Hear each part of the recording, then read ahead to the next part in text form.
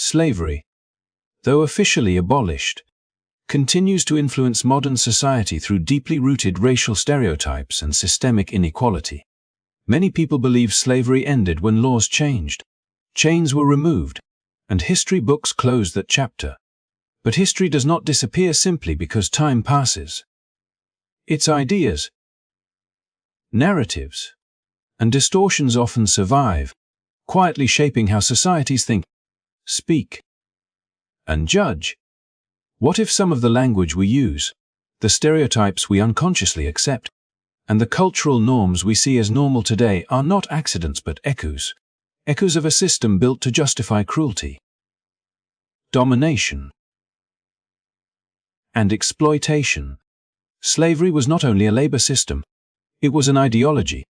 To sustain it, false stories had to be created, stories about who was worthy, who was lazy, who was dangerous, and who could be dehumanized without guilt. Those stories did not vanish when slavery ended. They evolved. In this video, we are not revisiting slavery as distant history. We are examining how its remnants still manifest in everyday life, sometimes in ways so normalized that most people never question them. From harmful stereotypes passed down through generations, to social narratives that influence policy, culture, and identity, the legacy of slavery remains embedded in modern systems.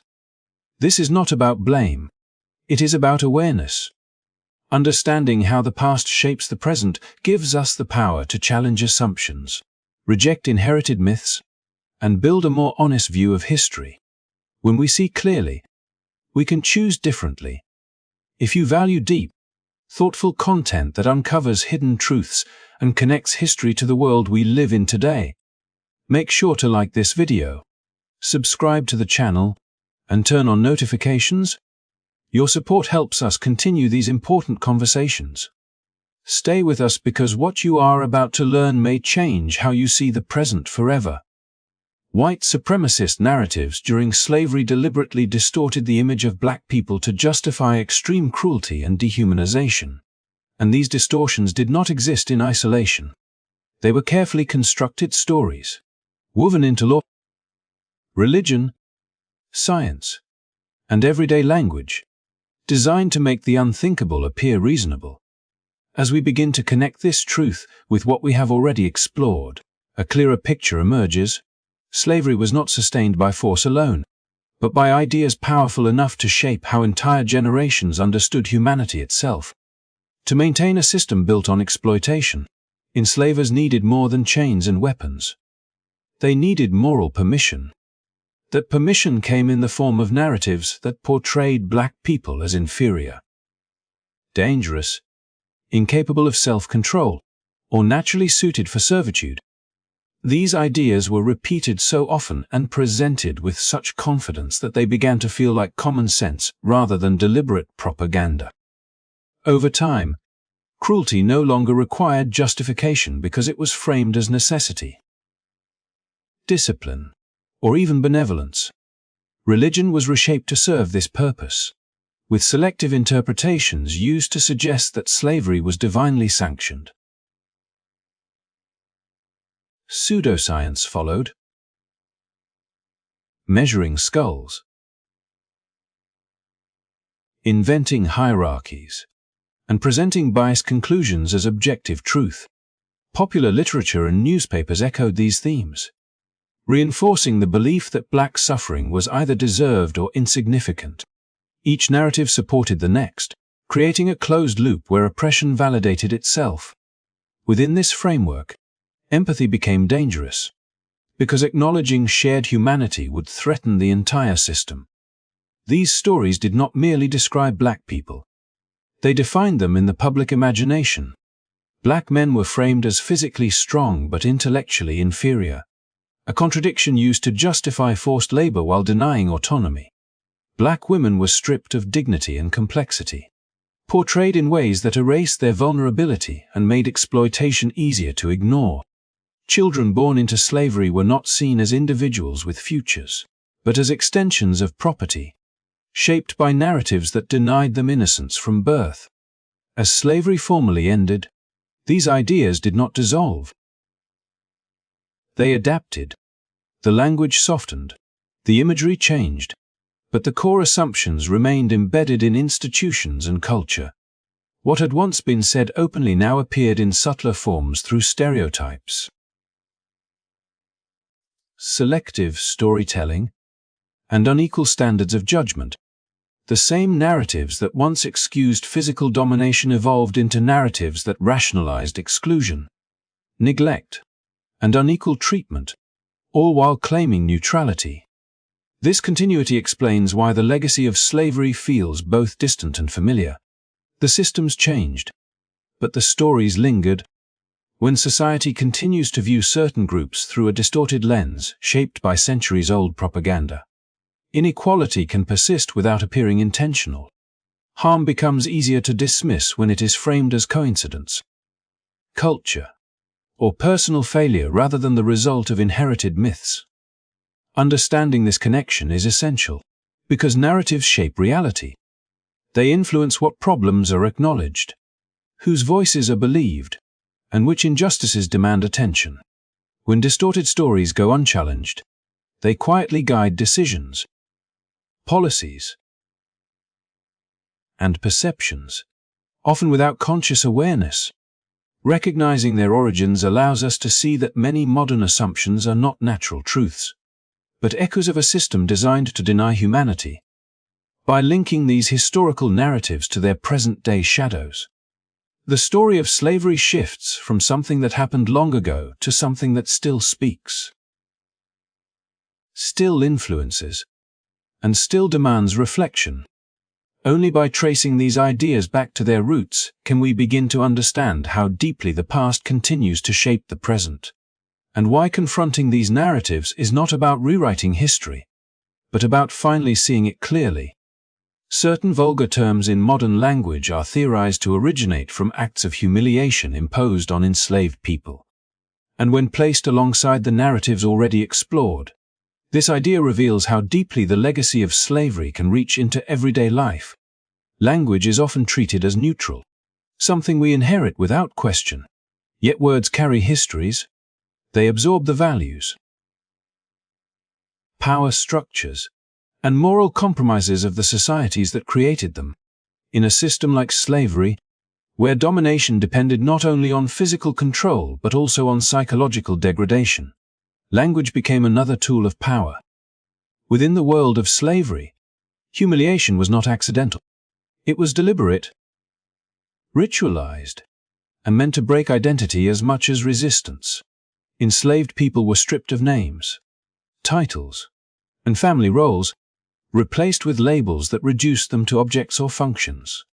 Words were used to redefine reality, to erase bonds of respect, lineage, and dignity. Over time, certain expressions emerged within this environment, shaped by cruelty and imbalance, reflecting a society that normalized degradation while disguising it as discipline or order. What makes these linguistic remnants especially unsettling is how seamlessly they crossed into everyday speech long after slavery ended. As the system collapsed, its vocabulary did not disappear with it. Instead, words were detached from their original contexts and absorbed into broader usage, often losing their historical explanations while retaining their emotional weight. Generations repeated them without knowing where they came from, treating them as crude jokes, insults, or expressions of anger rather than echoes of an oppressive past. This evolution mirrors the pattern seen in other remnants of slavery's legacy. Just as distorted narratives about identity survived through stereotypes, language carried forward ideas shaped by domination. When words born from humiliation are repeated casually, they continue a cycle of normalization, even if the speaker has no harmful intent. The past lingers not because people choose to preserve it, but because it was never fully examined or understood. Scholars continue to debate the exact origins of certain vulgar terms, and it is important to acknowledge that not every theory can be proven with certainty. Language evolves in complex ways, shaped by multiple influences across time. Yet the existence of these debates alone highlights a deeper truth. Slavery left such a profound mark on society that it shaped not only laws and institutions, but also the informal ways people express anger, dominance, or disrespect. Even uncertainty points to the magnitude of that influence. The power of language lies in its ability to shape perception. Words can wound without leaving visible scars, reinforce hierarchies without announcing them, and carry assumptions long after their origins are forgotten. When language rooted in degradation becomes normalized, it subtly reinforces ideas about who can be disrespected and whose dignity is negotiable. This does not mean every speaker is responsible for the past, but it does mean the past continues to speak through them. Connecting this to the broader story, language becomes another thread tying history to the present. The same system that created harmful stereotypes and moral justifications also shaped how people spoke, joked, and insulted one another. These linguistic remnants are not isolated curiosities. They are part of a larger pattern where oppression embeds itself into culture and survives through repetition rather than intention. By examining the possible origins of these terms, the conversation shifts from shock to understanding. It becomes less about condemning words and more about recognizing how deeply injustice can embed itself into daily life. Awareness allows for choice. When people understand that language carries memory, they gain the power to question, to adapt, and to speak with greater care. In this way, the story of language is inseparable from the story of slavery itself. Both remind us that history does not remain confined to textbooks. It lives in habits, expressions, and assumptions, quietly shaping the present. To notice this is not to dwell on the past, but to understand how it continues to influence the world we move through every day. The practice of sagging pants is linked to historical humiliation imposed on enslaved black men and later to coercive conditions within the U.S. prison system. And when this connection is viewed alongside the narratives already explored, it becomes another example of how the legacy of slavery continues to surface in unexpected places. What appears today as a fashion choice did not emerge in a cultural vacuum. Like language and stereotypes, style can carry memory, shaped by power, control, and survival long before it becomes visible on the streets. During slavery, control was not maintained solely through physical restraint. It was reinforced through public rituals designed to strip individuals of dignity and authority. Enslaved men who resisted or were perceived as defiant were subjected to acts meant to humiliate them in front of others, sending a clear message about who held power and what resistance would cost. These displays were not random. They were calculated performances of domination meant to break the spirit of the individual while intimidating everyone watching. Clothing, or the deliberate disruption of it, became part of that process, transforming appearance into a symbol of submission rather than identity. As slavery formally ended, the structures that replaced it did not abandon these methods of control. They reconfigured them. The prison system inherited many of the same assumptions about discipline, punishment, and visibility. Inside these institutions, strict regulations governed what could be worn, often removing belts and other basic items under the justification of safety. Over time, this produced a visual marker that echoed earlier practices, where appearance reflected confinement and loss of autonomy rather than personal choice. For those living within the system, clothing became another reminder that control extended beyond walls and bars into the most ordinary aspects of daily life. When individuals returned to the outside world, elements of that environment came with them, reshaped by experience and reinterpretation. What once symbolized restriction began, for some, to transform into an expression of resilience or identity. Detached from its original context, the look entered popular culture, spreading through music, media, and youth communities. As it traveled, its meaning shifted again, becoming a statement of belonging or defiance, even as its origins remained largely unknown or unspoken. This pattern mirrors what we have already seen with language and stereotypes. Practices born in systems of domination often survive because they adapt. They shed their original explanations while retaining their emotional imprint. When society encounters them later, they appear disconnected from history, judged only by surface impressions. Without context, discussions about such expressions often focus on morality, respectability, or personal responsibility, rather than on the deeper forces that shaped them. Understanding this history does not require assigning blame to those who adopt a style or dismissing it as inherently negative. Instead, it invites a broader question about how power leaves traces. Fashion, like language, is a form of communication. It can express identity, resistance, and memory all at once. When its origins are rooted in control and humiliation, that complexity deserves attention rather than simplification. Seen within the larger story, sagging pants become another thread connecting past and present. They illustrate how systems designed to dominate can influence culture long after their original purpose has faded. Just as distorted narratives justified cruelty and certain words carried humiliation forward, visual symbols emerged from environments where autonomy was denied. These symbols persist not because people consciously choose the past, but because the past was never fully confronted. By tracing these connections, the conversation shifts away from judgment and toward understanding. It becomes clear that many modern cultural expressions are layered with histories that are uncomfortable but necessary to acknowledge. Recognizing these layers allows for more honest dialogue about identity, freedom, and how societies inherit the consequences of what they once normalized. In this way, the story of sagging pants is not really about clothing at all. It is about how history embeds itself into everyday life, how meaning changes as it moves through time, and how the legacy of slavery continues to surface in forms that challenge us to look deeper, rather than look away. The Jezebel stereotype was created during slavery to portray black women as hypersexual, legitimizing their exploitation and abuse. And when placed alongside the patterns already explored, it reveals how deeply storytelling itself became a weapon of control. Just as distorted narratives reshaped perceptions of humanity, language absorbed humiliation, and visual symbols carried memories of domination. This stereotype functioned as a moral shield, one that allowed injustice to hide behind false characterizations. Within the system of slavery, power required explanation.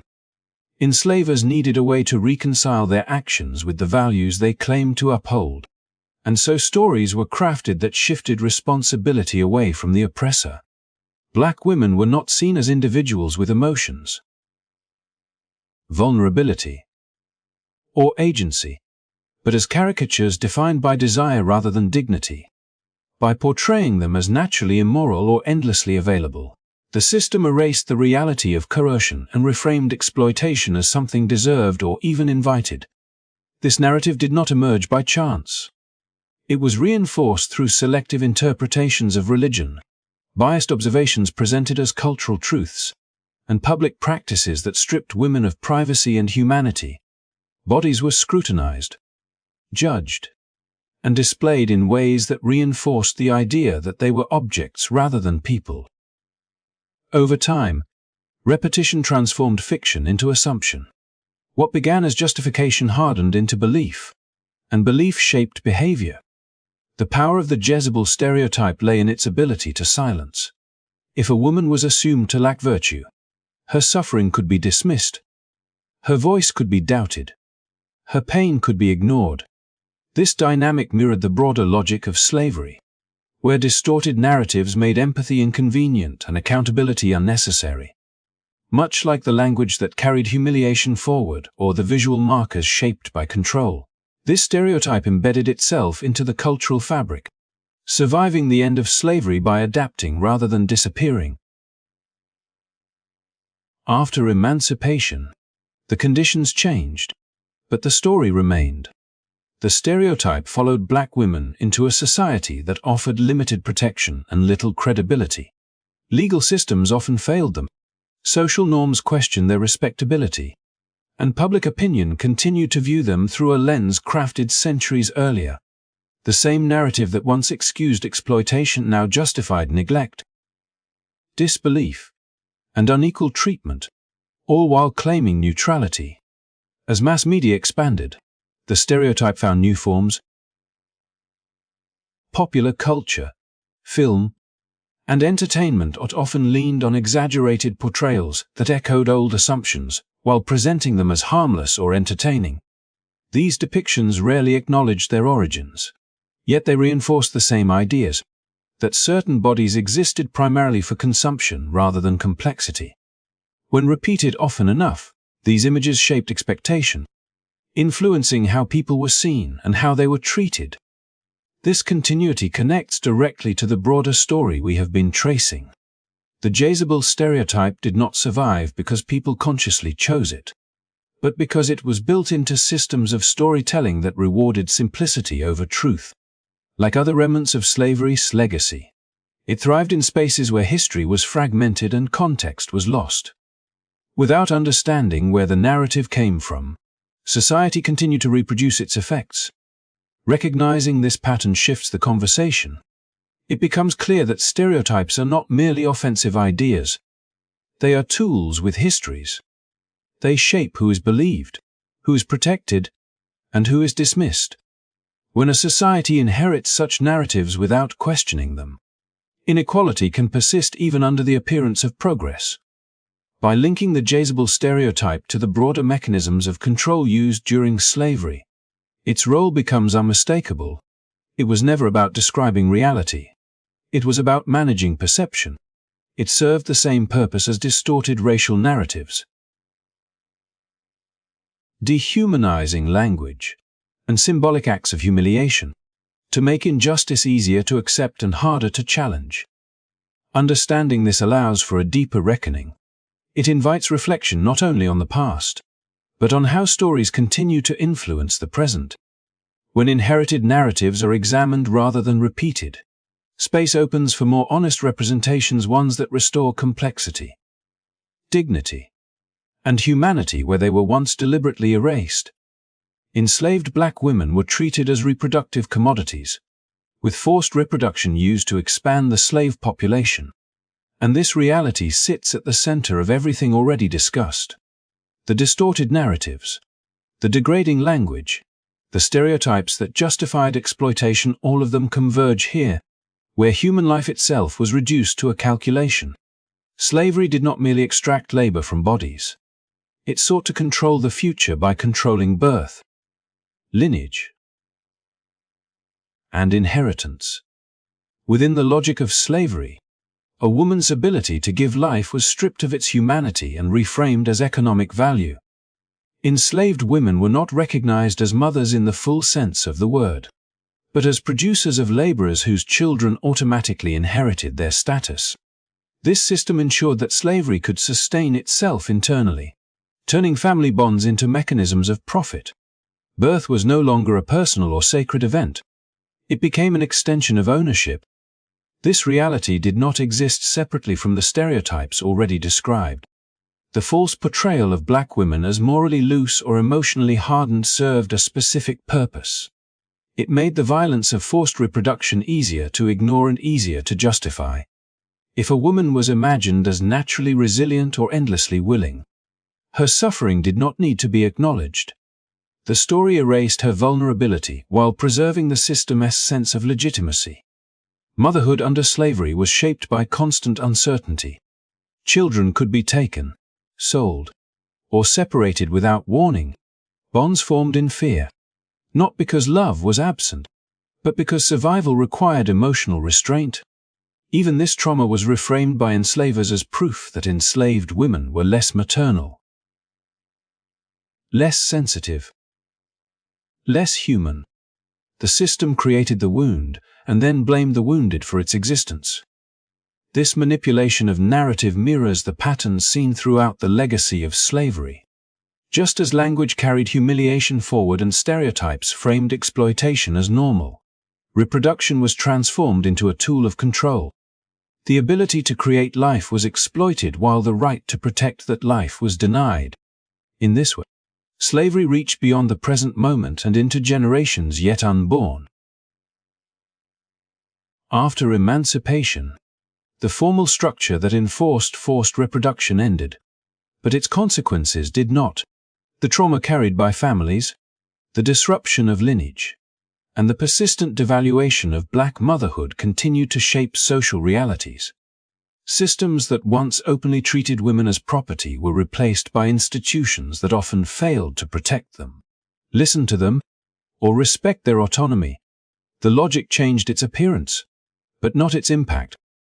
This continuity helps explain why modern discussions about family, responsibility, and worth are often unevenly applied. When a society has spent centuries denying the legitimacy of certain families, it does not easily learn to value them. The same narratives that once justified control over reproduction evolved into assumptions about dependency, resilience, or blame. History did not vanish. It reorganized itself. Placing this truth alongside everything already explored reveals the full architecture of slavery's legacy. Distorted narratives shaped perception. Language normalized degradation. Visual symbols carried humiliation. Stereotypes erased credibility. And forced reproduction ensured continuity. Each part reinforced the others, creating a system that sustained itself not only through violence, but through belief.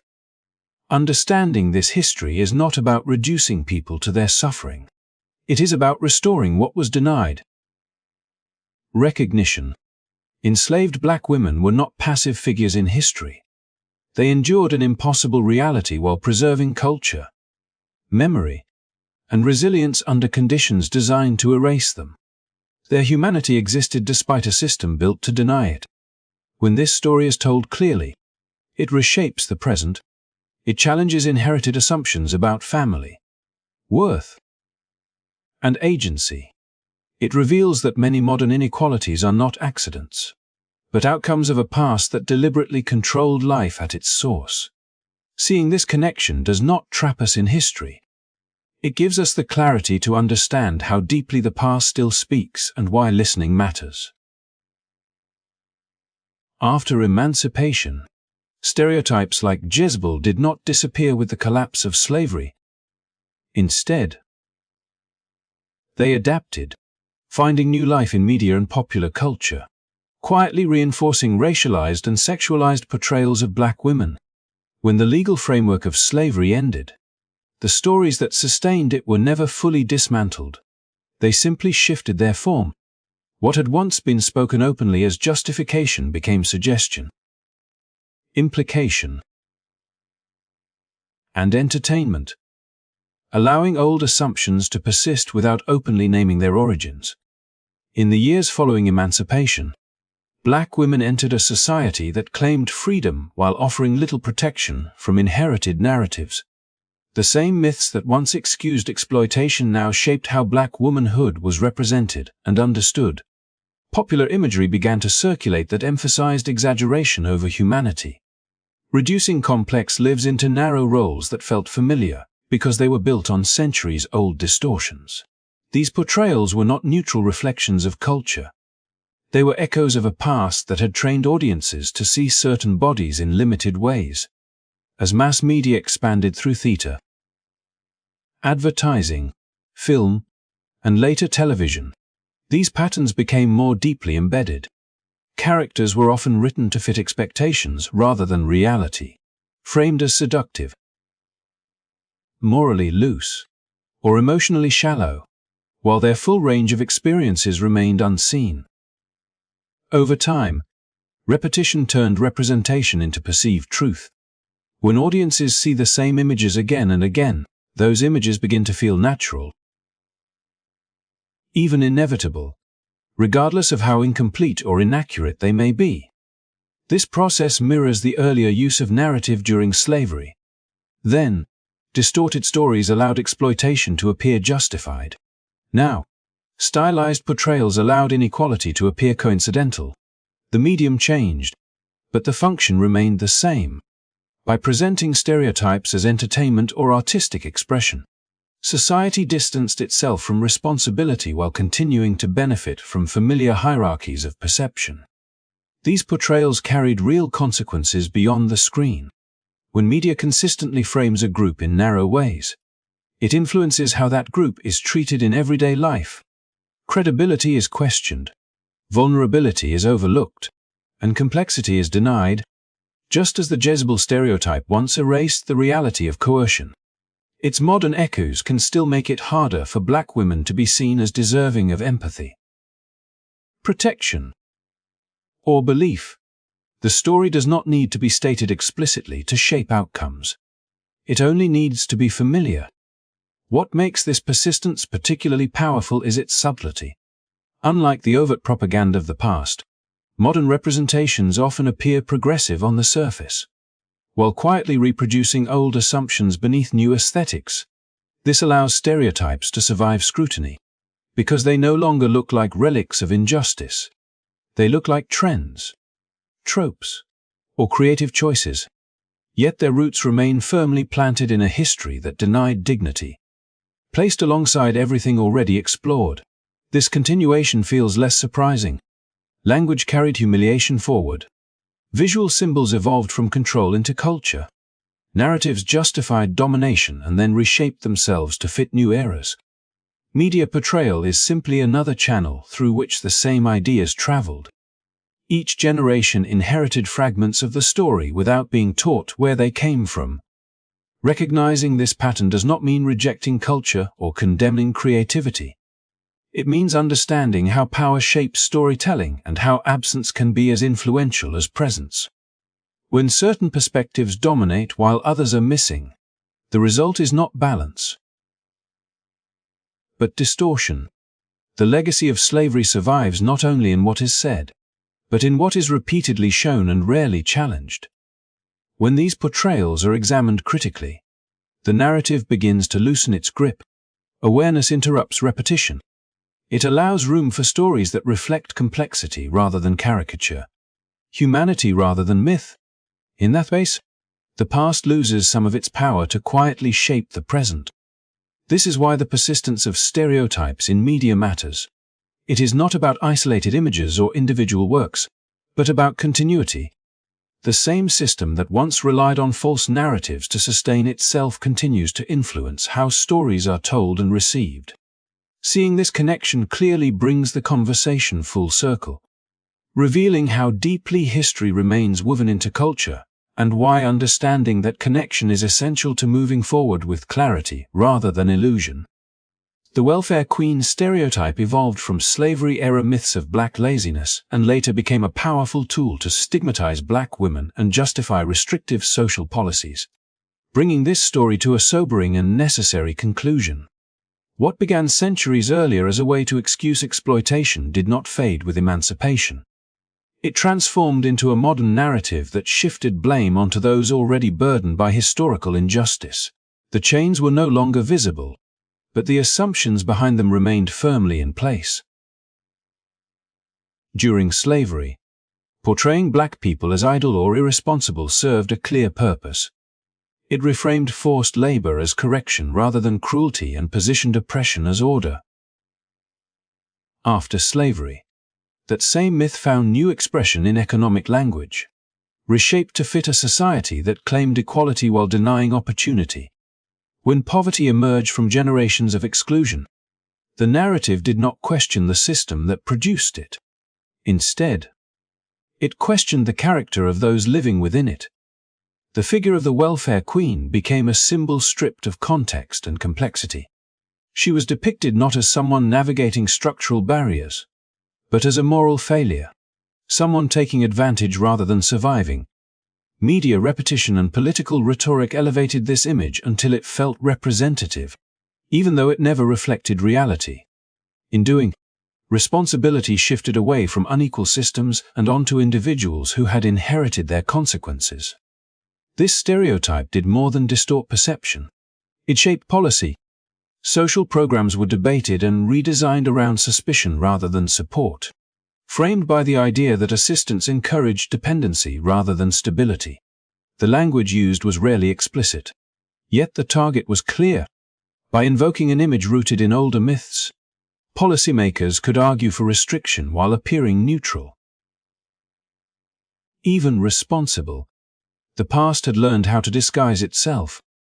Placed beside everything explored in this journey the distorted narratives of humanity, the degrading language, the symbols born of control, the stereotypes that erased credibility, and the exploitation of life itself. The welfare queen stands as a final reminder of how adaptable injustice can be. Slavery did not only shape labor systems, it shaped imagination. And imagination, when left unchallenged, becomes policy, culture, and common sense. Understanding this does not mean denying personal responsibility or rejecting accountability. It means recognizing that stories influence outcomes. When society repeatedly tells the same story about who deserves help and who does not, those beliefs harden into structures that are difficult to dismantle. Progress becomes uneven, not because effort is lacking, but because perception is skewed. As this story comes to an end, the goal is not despair, but clarity. History is not a distant backdrop. It is an active force that explains why certain patterns repeat, and why some narratives feel familiar even when they are false. By tracing these ideas back to their origins, we gain the ability to question them rather than inherit them unquestioned. Thank you for staying with us through this exploration. If this story challenged the way you see history, culture, or the present moment, support the channel by liking this video and subscribing for more thoughtful content. Your engagement helps keep these conversations alive and ensures that stories rooted in truth continue to be told.